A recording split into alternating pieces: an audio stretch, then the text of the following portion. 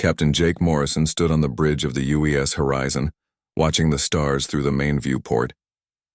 His ship was 3 days into a routine patrol of the Kepler 442 system, when everything changed. The communications officer, Lisa Brooks, turned around from her station with a confused look on her face.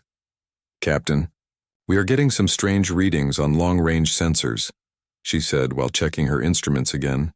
"There is something big coming into the system, but it does not match any known ship design in our database." Jake moved to the sensor display and studied the readings carefully. Whatever was approaching was massive beyond anything he had ever seen. The object was easily 10 times larger than the biggest human battleship, and it was moving at speeds that should have been impossible for something that size. "Red alert," Jake commanded, and immediately the bridge lighting changed to emergency status. "All hands to battle stations and raise shields to maximum power." The crew moved quickly to their positions as Jake tried to understand what they were facing.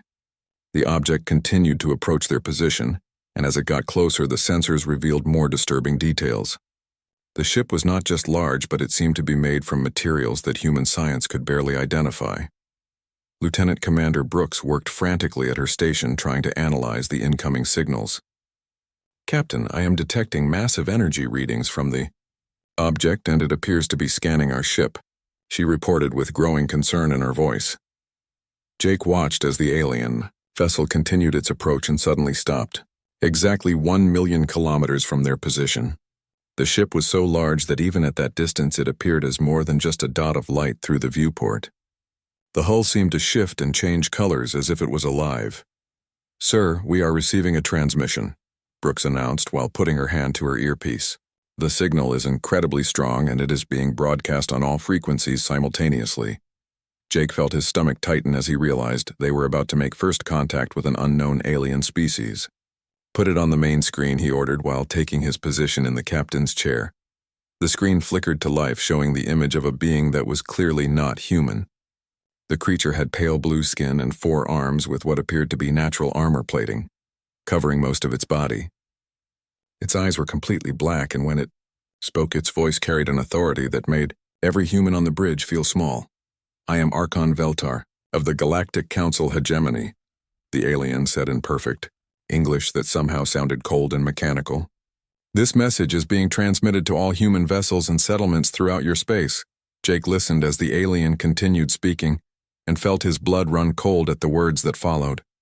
"The Galactic Council has observed your species for 53 of your years, since you achieved faster than light travel," Veltar said while its black eyes seemed to stare directly at Jake through the screen. "Your expansion into galactic space has been noted and evaluated by the Council's experts," the Archon continued. "Humanity has demonstrated dangerous unpredictability and aggressive expansion patterns that threaten the stability of civilized galactic society." The alien paused for a moment, and Jake could hear his own heartbeat in the silence that followed. Every member of his crew was staring at the screen with growing dread as they realized what was happening. "Therefore, the Galactic Council hereby issues this final warning to the human species," Veltar announced with the tone of someone reading a death sentence. "You have 30 standard galactic cycles to comply with the following demands." Jake gripped the arms of his chair as the alien listed the Council's requirements. Humanity would cease all expansion beyond their current territories immediately. All human military vessels would be surrendered to Council forces for decommissioning. Human space would be placed under direct Galactic Council oversight and administration. Failure to comply with these demands will result in the immediate pacification of human space by Council enforcement fleets, the Archon warned. "Your species will be relocated to designated reservation worlds, where you will live under Council supervision." The transmission ended abruptly, leaving the bridge of the horizon in complete silence. Jake stared at the blank screen, trying to process what they had just heard. The alien ship remained motionless in space like a massive predator watching its prey. "Captain, we are receiving priority transmissions from Earth Command," Brooks reported while her hand shook slightly as she worked her controls. "Admiral Clark is requesting immediate contact with all ship commanders." Jake nodded and stood up from his chair on unsteady legs. He had fought in the Centauri conflicts and faced enemy fire many times, but nothing had prepared him for this moment. An entire galactic civilization was threatening to destroy humanity, and there seemed to be nothing they could do to stop it. Establish a secure channel. To Earth Command, he ordered while trying to keep his voice steady, and continue monitoring that alien ship. As Brooks worked to establish communications, Jake looked out at the stars and wondered if humanity had just received its death sentence. The alien vessel continued to sit, motionless in space, radiating power that made their own ship feel like a toy boat next to an aircraft carrier. Within minutes, the face of Admiral Henry Clark appeared on their communication screen, looking older than Jake had ever seen him. "Jake, I assume you received the transmission," the Admiral said, without any of his usual pleasantries. "Yes, sir. We have a Council Herald ship sitting 1 million kilometers from our position," Jake reported while glancing at the sensor readings. "The ship is unlike anything in our database and appears to be far beyond our current technology." Admiral Clark nodded grimly, and Jake could see other fleet commanders appearing in split-screen windows as the emergency conference began. "Gentlemen, we are facing the greatest threat in human history," the Admiral announced to the assembled captains. "The Galactic Council represents over 40 alien species and controls approximately 60% of known galactic space." Clark continued while displaying tactical information on their screens. "Their combined fleet strength is estimated at over 200,000 vessels." Jake felt his hope disappearing as he listened to the briefing. Every piece of information made their situation seem more hopeless. The Council had technology decades ahead of anything humanity possessed and military forces that outnumbered human ships by thousands to one. "Sir, what are our orders?" Jake asked, though he dreaded hearing the answer. Admiral Clark was quiet for a long moment before responding. "Return to Earth immediately," he finally said. "We have 6 months to decide the fate of our species." The communication ended and Jake was left staring at the alien ship that continued to watch them from across space. He gave the order to return to Earth, knowing that they were flying toward either humanity's surrender or its destruction. On the massive world of Nexus Prime, the Galactic Council gathered in their great assembly hall. Archon Veltar stood before the representatives of 40 different species, while holographic displays showed the locations of human settlements across known space. The blue-skinned hegemony leader felt satisfied as he reviewed the ultimatum that had been delivered to every human colony and ship. "The primitive humans have received our final warning," Veltar announced to the assembled delegates while gesturing at the tactical displays. "Within 6 of their months they will submit to Council authority or face the consequences of their defiance." Coordinator Zextai of the Council military forces studied the human territories on his personal display. The insectoid being clicked his mandibles together as he calculated fleet movements and deployment schedules. "The humans control 47 star systems with approximately 12 billion individuals," he reported in his buzzing voice. "Their military consists of roughly 800 vessels of primitive design." Zextai continued while highlighting human fleet positions. "Our intelligence indicates they possess fusion weapons and basic energy shields, but nothing that poses a threat to Council forces." Other Council members nodded in agreement as they reviewed the data about humanity. The lizard-like Korthax delegate hissed softly before speaking. "The humans have shown unusual aggression for such a young species," it said, while displaying recordings from previous encounters. "They destroyed 3 hegemony scouting fleets in what they call the Centauri conflicts," the Korthax continued. "They also held Wolf 359 against superior forces for 6 months before reinforcements arrived." Veltar dismissed these concerns with a wave of his 4 arms. "Those were minor skirmishes against unprepared forces," he said confidently. "When the humans face the full might of the Galactic Council, they will quickly understand their position." The Archon activated a holographic display showing the Council's enforcement fleet being assembled in the Vega system. Over 2,000 ships from dozens of species were gathering under the command of Fleet Admiral Velnoth.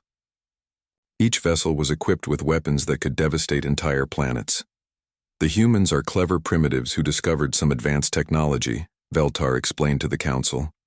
"But they lack the wisdom and experience of civilized species like ourselves."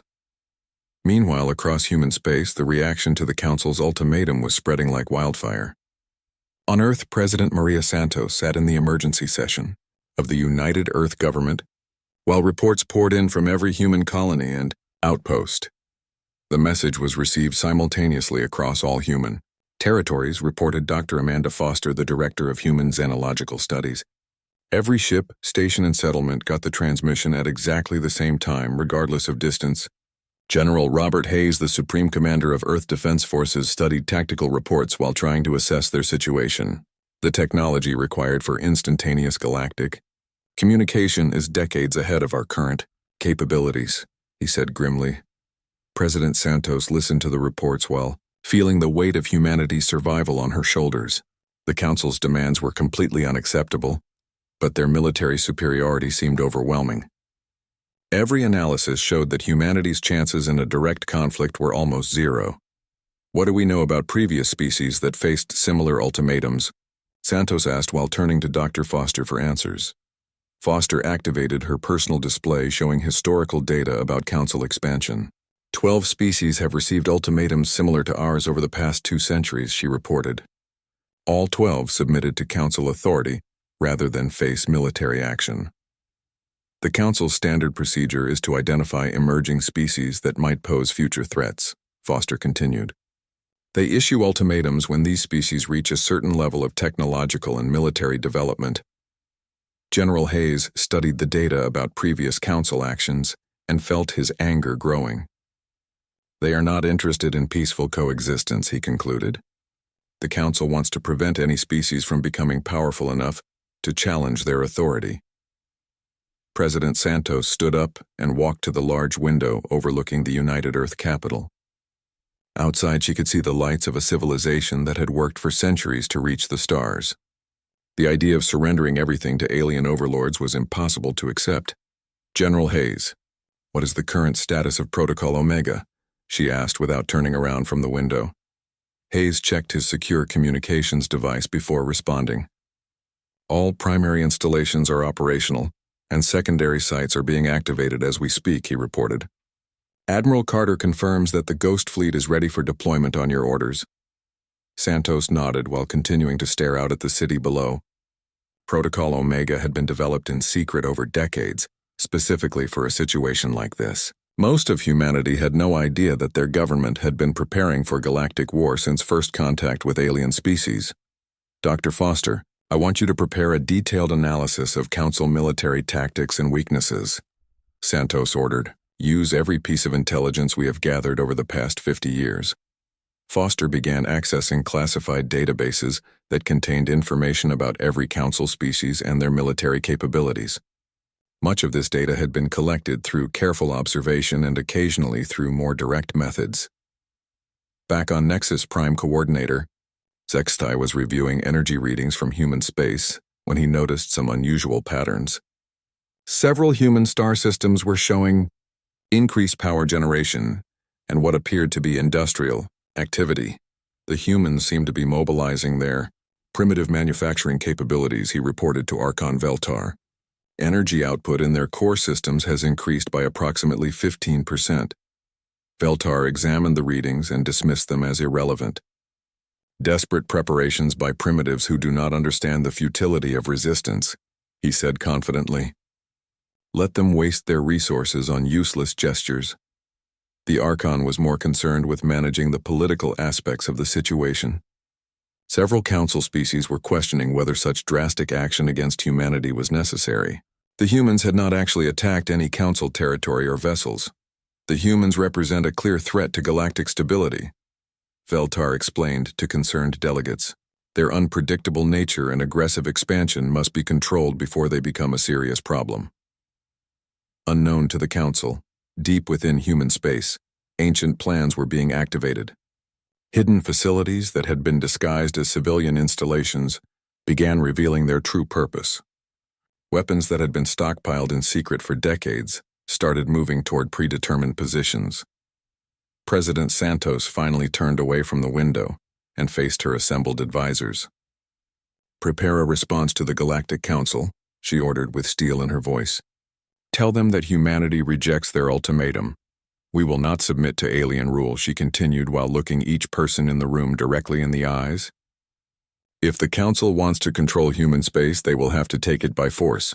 The message went out across human space within hours, and the reaction was immediate. Instead of panic or despair, the human colonies began implementing defensive measures that had been planned for years. The Council was about to learn that humanity had not been idle during their 50 years in galactic space. Deep in the shadow of Saturn's rings, the massive Titan yards hummed with activity that had been hidden from the galaxy for decades. Admiral Susan Carter stood on the command deck of the secret facility, watching as hundreds of ships emerged from their concealed hangar bays. These vessels had been built in complete secrecy, using technology that humanity had carefully reverse-engineered from captured alien equipment. Status report on Ghost Fleet deployment. Carter requested from her operations officer, Colonel Marcus Webb, who was coordinating the massive undertaking from his position at Luna Command. All primary squadrons are moving to predetermined positions, Webb reported through their quantum communication link. Stealth systems are functioning at maximum efficiency, and Council sensors show no indication they have detected our movements. Carter nodded with satisfaction as she watched the sleek black ships of humanity's hidden fleet disappear into the darkness of space. Each vessel incorporated technology that the Galactic Council believed was beyond human capabilities. Adaptive armor that could reconfigure itself during battle, quantum jump drives that allowed short-range teleportation, and most importantly, stealth systems that made them nearly invisible to standard galactic sensors. Dr. Lynch, what is the status of Project Looking Glass? Carter asked while turning to the chief scientist who had been working on humanity's most classified project for the past 15 years. Dr. Kevin Lynch looked up from his instruments with excitement in his eyes. Admiral, the Quantum Entanglement Communication Network is fully operational across all human territories, he reported. We now have instantaneous communication capabilities that exceed anything the Council possesses. The Looking Glass project had been humanity's greatest scientific achievement, since achieving faster-than-light travel. Using quantum entanglement principles discovered through careful study of captured hegemony technology, human scientists had created a communication system that allowed instant contact across unlimited distances. This gives us a crucial advantage that the Council does not know we possess. Lynch continued while displaying network status on his screens. They will expect our forces to have standard communication delays, but we can coordinate attacks across multiple star systems simultaneously. Carter walked to the main display that showed the positions of Council forces throughout galactic space. Intelligence reports indicated that the aliens were gathering their enforcement fleet in the Vega system, while maintaining regular patrols of their territory. They clearly expected humanity to either surrender immediately or make desperate attacks that could be easily defeated. Colonel Webb, activate the Luna defense grid, Carter ordered while studying the tactical situation.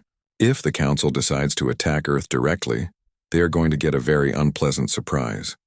On Luna, Colonel Webb smiled grimly as he received the authorization codes for humanity's most devastating defensive system.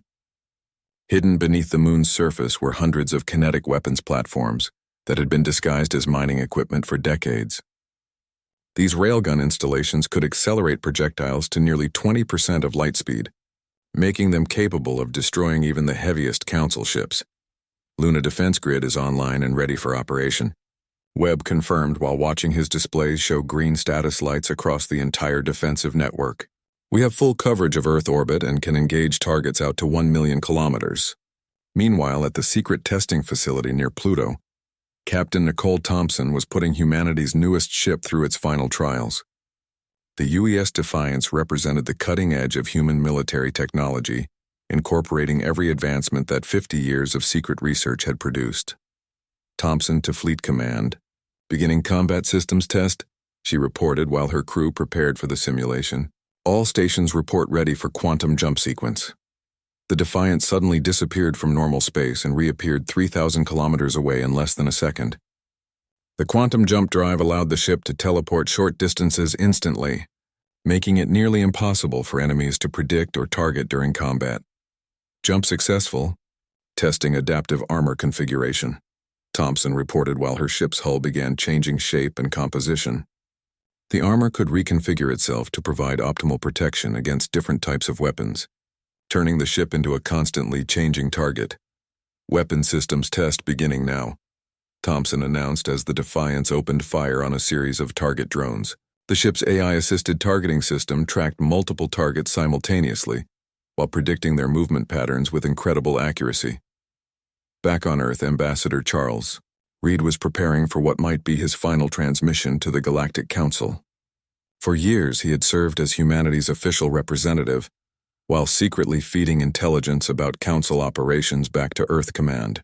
His position had given him access to crucial information about Council military capabilities and political weaknesses.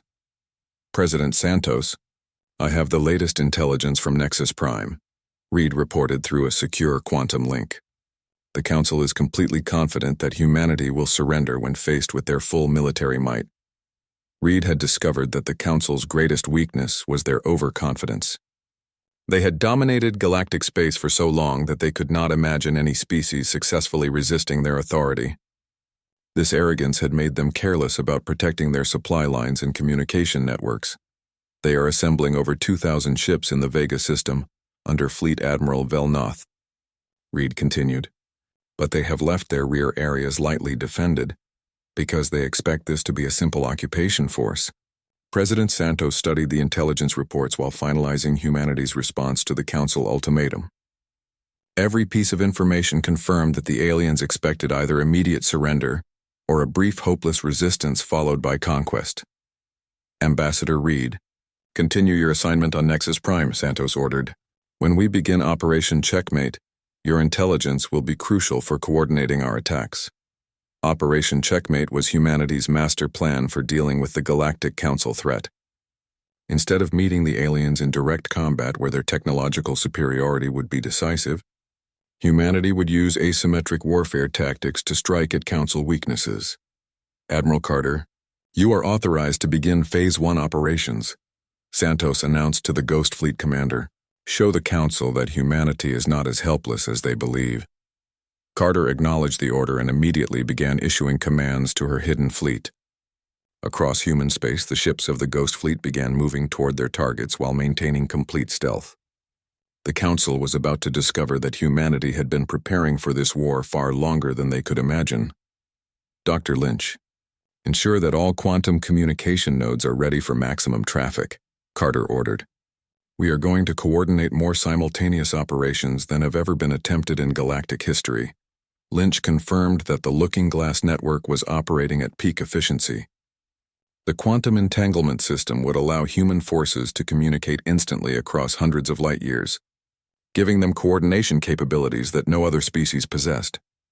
As the Ghost Fleet ships reached their predetermined positions, Carter felt a cold satisfaction. The Galactic Council had made the classic mistake of underestimating their enemy. They were about to learn that humanity's reputation for unpredictability was well-deserved. "All units report ready for Operation Checkmate Phase 1, came the reports from across human space. Waiting for your orders, Admiral Carter looked at the tactical display one final time before giving the command that would change galactic history. "Execute Phase 1, she ordered. "Show them what humans can do." Fleet Admiral Velnoth stood on the bridge of his flagship Eternal Dominion, watching the final ships of the Council Enforcement Fleet arrive in the Vega system. The massive vessel stretched 3 kilometers from bow to stern and bristled with weapons that could reduce entire planets to molten slag.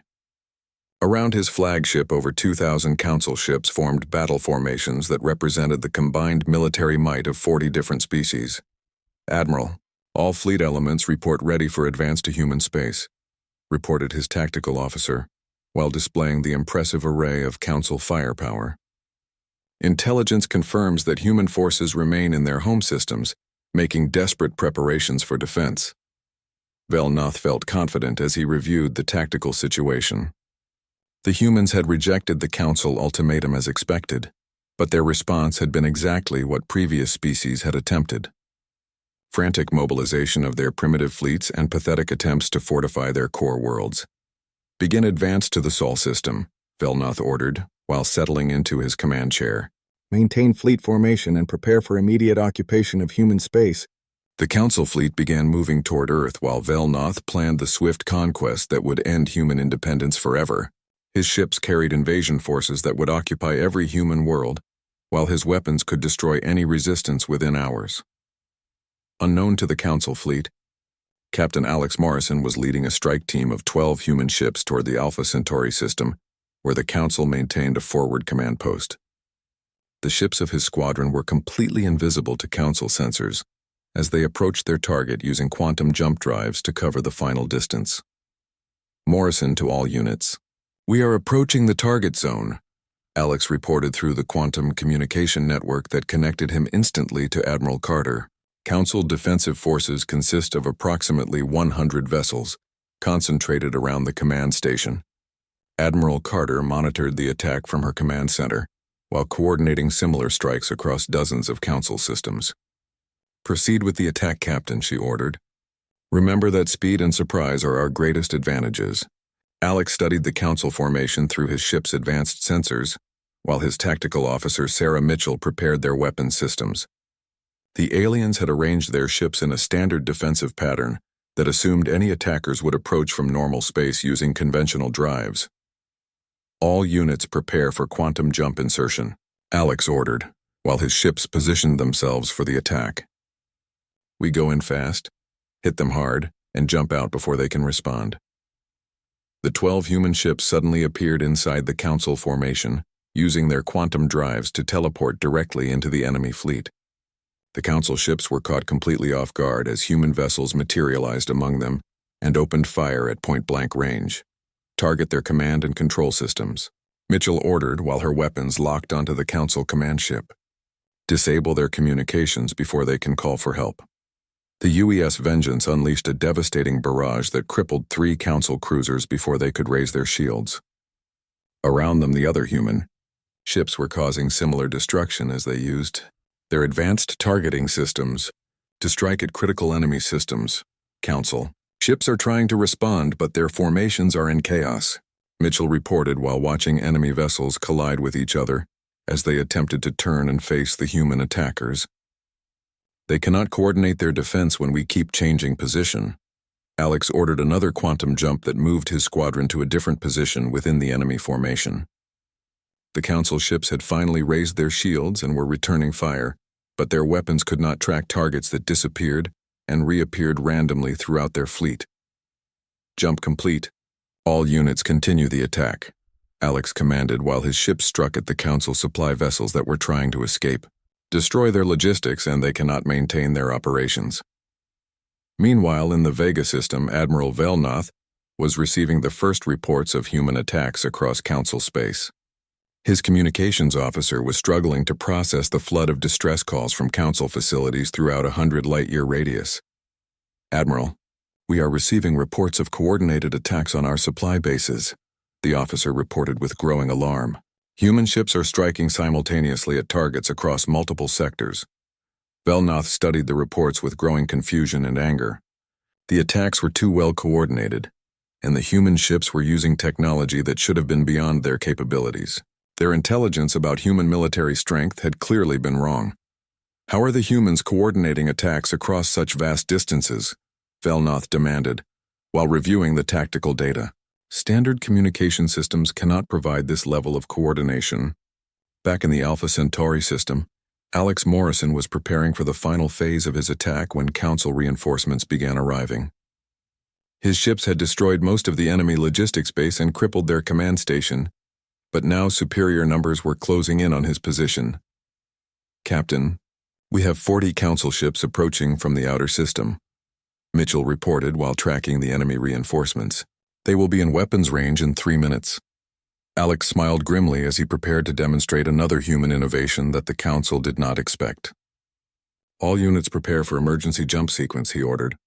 "We are going home." The 12 human ships vanished from the Alpha Centauri system, just as the Council reinforcements arrived to find their base in ruins and no sign of the attackers. Similar scenes were playing out across Council space as human strike teams hit their targets and disappeared before enemy forces could respond. Morrison to Fleet Command. "Mission accomplished," Alex reported to Admiral Carter. "Alpha Centauri command post is destroyed and we suffered no casualties." Carter smiled as she received similar reports from dozens of other strike teams. The first phase of Operation Checkmate was exceeding all expectations as human forces demonstrated capabilities that the Council could not understand or counter. "Excellent work, Captain," Carter replied while monitoring the overall tactical situation. "Proceed to Phase 2 target and await further orders." In the Vega system, Fleet Admiral Velnoth was facing a crisis that he had never imagined possible. The humans were not fighting like primitives who had stumbled onto advanced technology. Their coordination was perfect, Their technology was sophisticated, and their tactics were devastating. "Admiral, we have lost contact with over 60 supply bases and logistics centers," his operations officer reported with barely controlled panic. "The humans are systematically destroying our ability to maintain fleet operations." Velnoth realized that his fleet was in serious danger if they could not protect their supply lines. "Dispatch patrol squadrons to guard our remaining bases," he ordered, while trying to salvage the situation. "We cannot allow these attacks to continue." But even as he gave the orders, Velnoth knew that he was facing an enemy, unlike any the Council had encountered before. The humans were not fighting a desperate, defensive battle but executing a carefully planned campaign that targeted Council weaknesses with surgical precision. On Earth, Admiral Henry Clark was monitoring the battle, reports while preparing for the Council fleet's inevitable approach to the Sol system. "Admiral Carter, what is the status of our defensive preparations?" he asked through the quantum network. "Phase 1 operations are complete and Phase 2 is beginning now," Carter reported. "Council supply lines are severely damaged and their fleet coordination is breaking down." Clark nodded with satisfaction as he watched the tactical displays. "Prepare the Vega surprise," he ordered. "When the Council fleet advances, they are going to discover that we have been preparing for this war much longer than they realize." The Battle of Vega began when Fleet Admiral Velnoth ordered his massive enforcement fleet to advance toward the Sol system. Over 2,000 Council ships moved in perfect formation through space, while their commander believed he was leading them to an easy victory over primitive humans.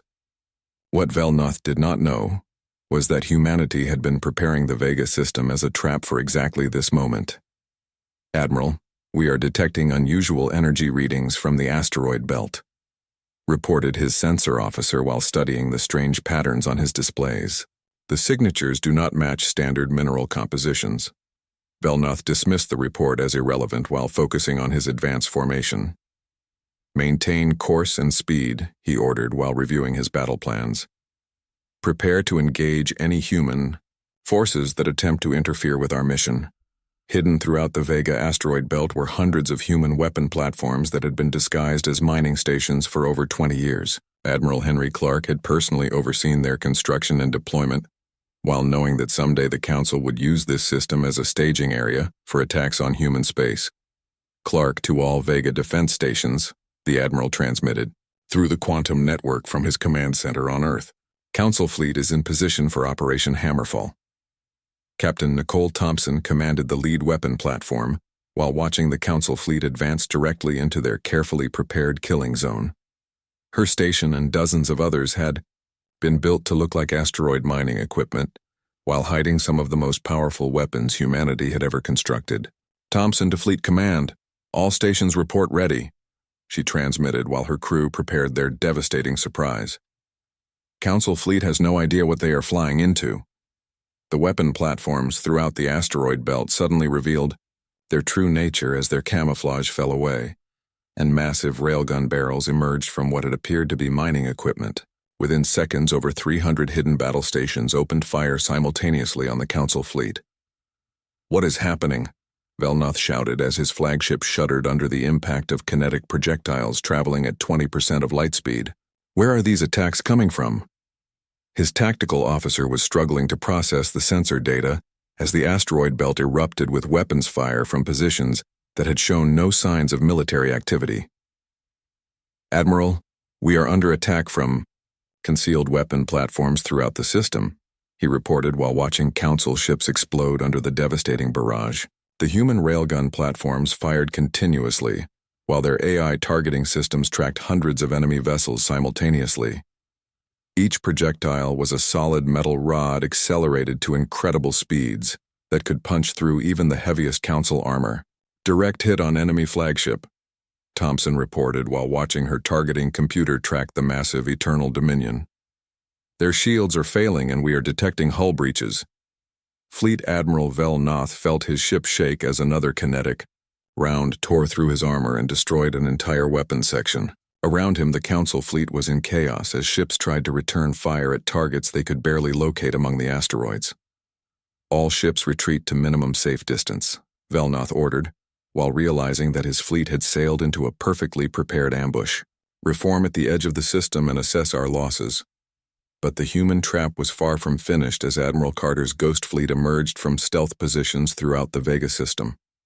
Over 300 human warships suddenly appeared on Council sensors as their cloaking systems deactivated, and they opened fire from point-blank range. "Ghost Fleet engage," Carter ordered from her flagship while watching the Council forces struggle to respond to attacks from multiple directions. "Show them what 50 years of preparation can accomplish."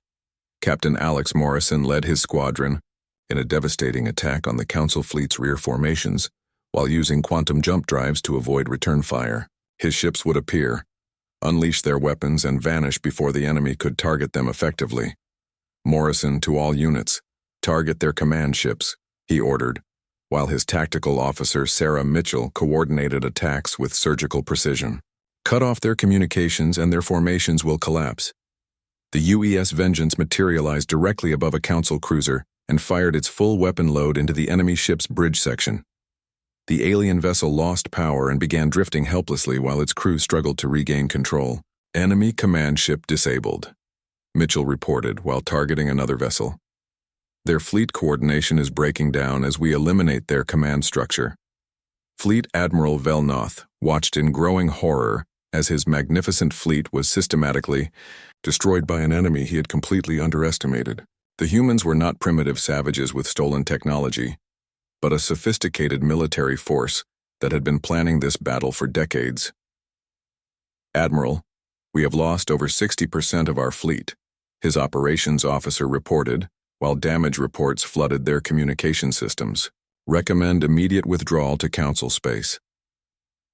Velnoth realized that his career and possibly his life were over, but he had no choice except to save what remained of his forces.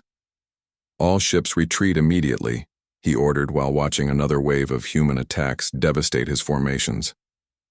The Battle of Vega ended with the complete defeat of the Council enforcement fleet.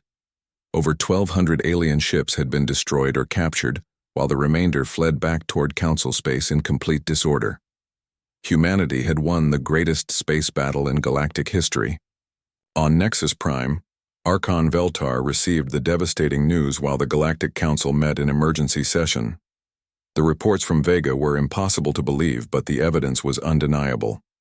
The primitive humans had not only defeated the Council fleet, but had done so with technology and tactics that surpassed anything the Council possessed. The humans used coordinated attacks across impossible distances, Veltar reported to the stunned Council delegates. "Their communication capabilities exceed our own, and their weapons technology is decades ahead of our intelligence estimates, President." Maria Santos addressed the Galactic Council from Earth, while the wreckage of their fleet drifted in the background of her transmission. Her message was broadcast across the galaxy and received by every Council world simultaneously. "The Galactic Council demanded our surrender and threatened our destruction," Santos said, while looking directly into the camera. "Instead, you have learned that humanity will not be intimidated by bullies no matter how powerful they believe themselves to be." Santos paused while letting her words sink in before continuing. "However, humanity does not seek domination over other species," she said, while outlining humanity's proposal for a new galactic order. "We offer a federation of equals where each species maintains sovereignty while contributing to collective prosperity, and Defense Dr. Amanda Foster presented the framework for what would become known as the Terran Accords.